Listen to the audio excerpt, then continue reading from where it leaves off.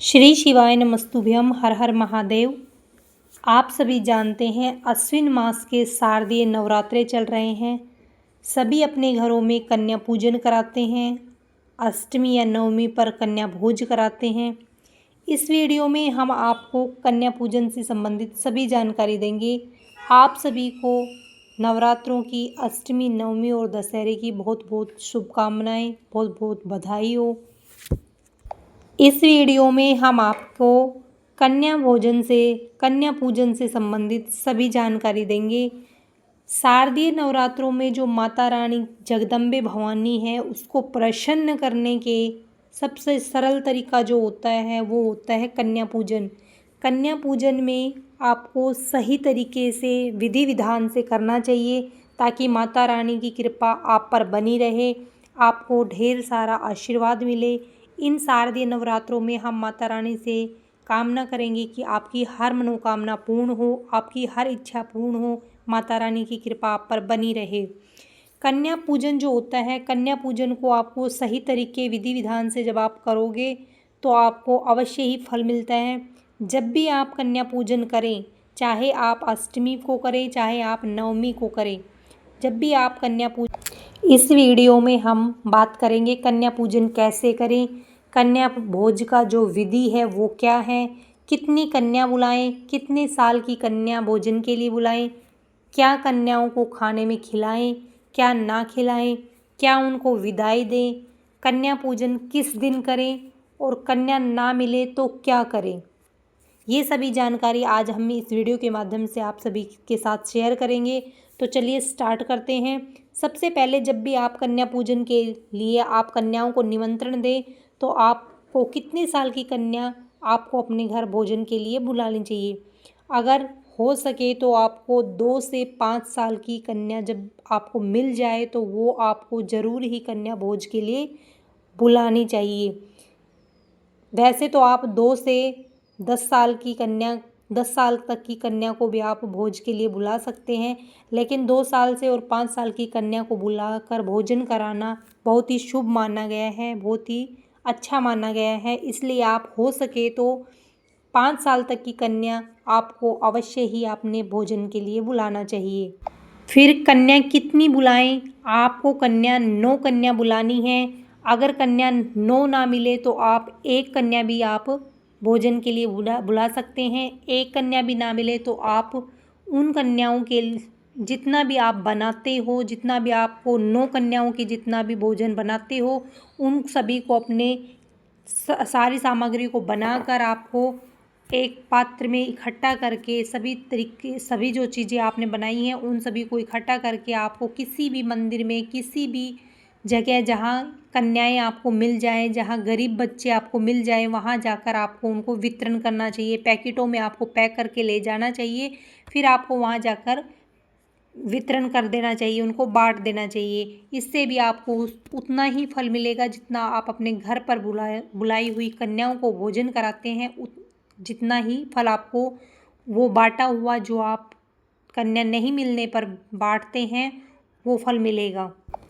अब कन्या जब आपके घर पर आए तो सबसे पहले हमें एक पात्र में, जब भी आप कन्या भोजन के लिए कन्याओं को निमंत्रण देके उनको बुलाएंगे, तब सबसे पहले जब भी आप कन्या का प्रवेश करेंगे आपके घर के अंदर, सबसे पहले उनको आपको एक पात्र में थोड़ा सा गंगा जल और दूध मिलाकर और थोड़ा सा स्वच्छ जल मिलाकर आप उनके चरणों को अपने हाथों से उनको धोना चाहिए। फिर उस जल को आपको अपने घर में छिड़क देना चाहिए और बचा हुआ जो जल है उनको आपको अपने पेड़ों में डाल देना चाहिए। आपको 9 कन्याओं के साथ एक लांगूर को भी अवश्य ही अपने घर पर भोज के लिए बुलाना चाहिए।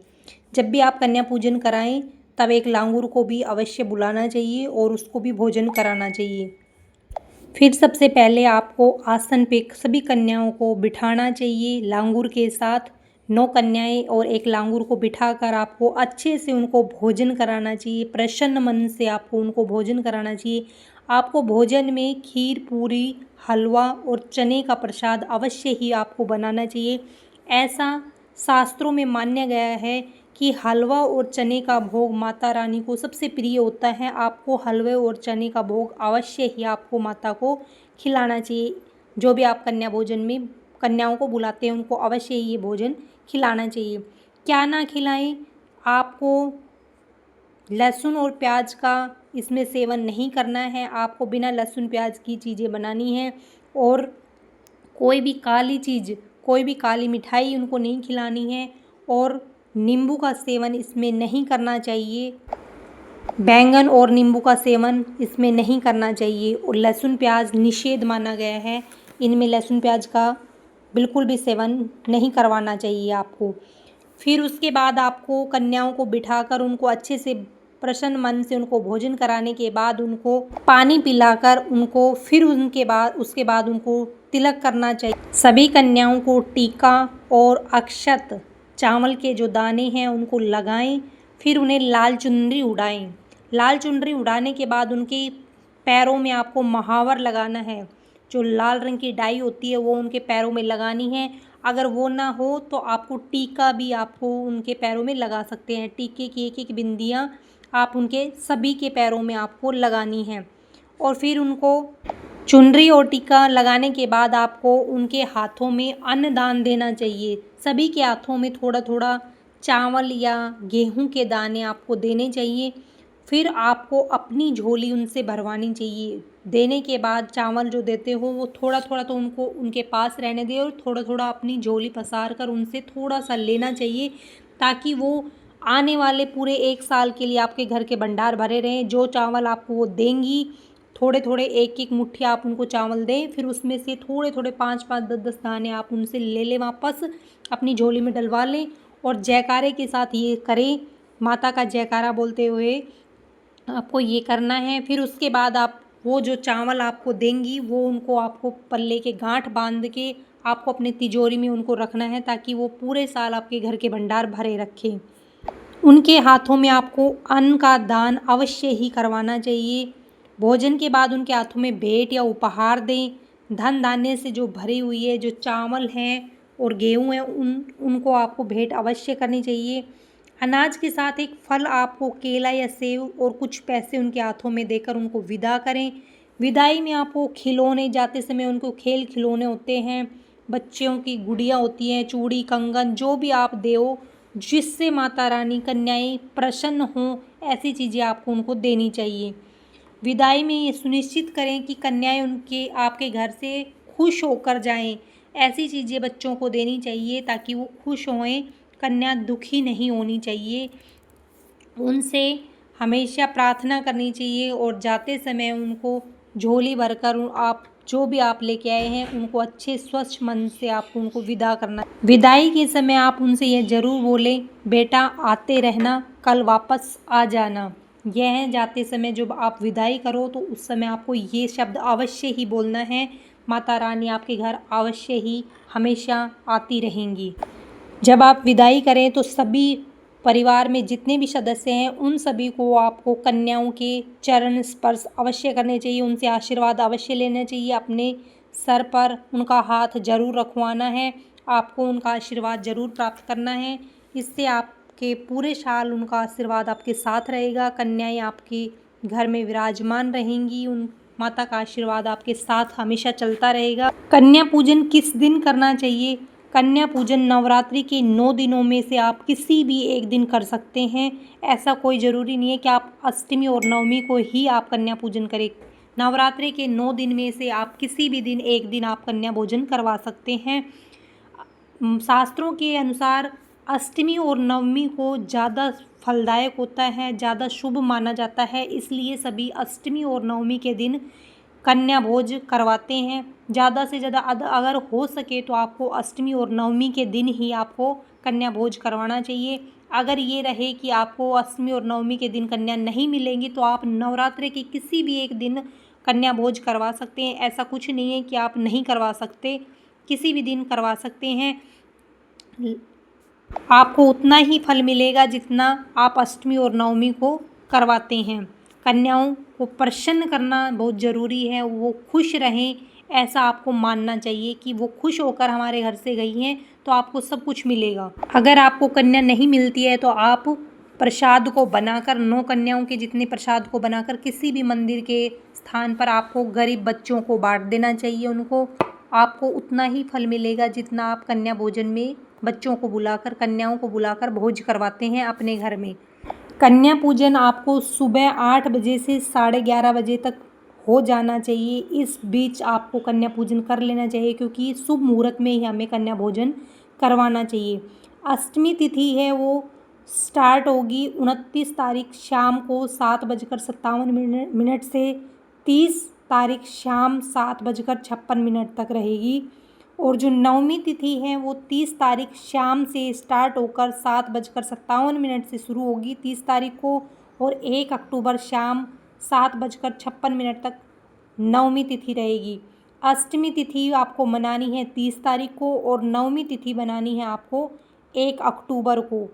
30 सितंबर यानी आज नवरात्रि की अष्टमी तिथि है। नवरात्रि के 9 दिवसीय पर्व का 8वां दिन है आज, जिसे महाअष्टमी भी कहा जाता है।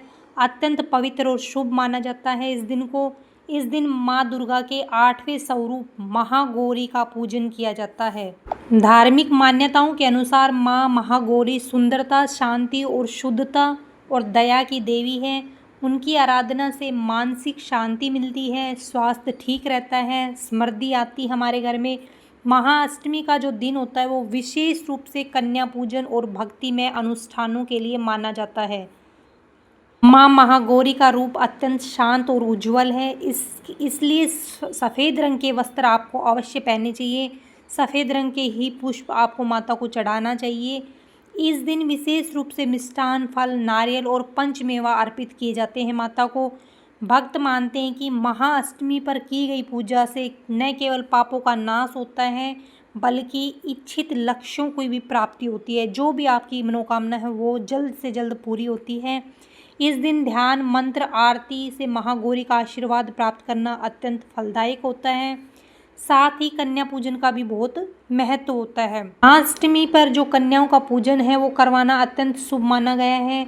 देवी रूप में जो कन्याओं का भोजन कराना है, उन्हें सम्मान देना पारंपरिक अनुष्ठान है। ऐसा करने से आपके परिवार में सुख, समृद्धि और सामाजिक सम्मान बढ़ता है। महाअष्टमी पर की गई पूजा सभी पापों को नष्ट करती है।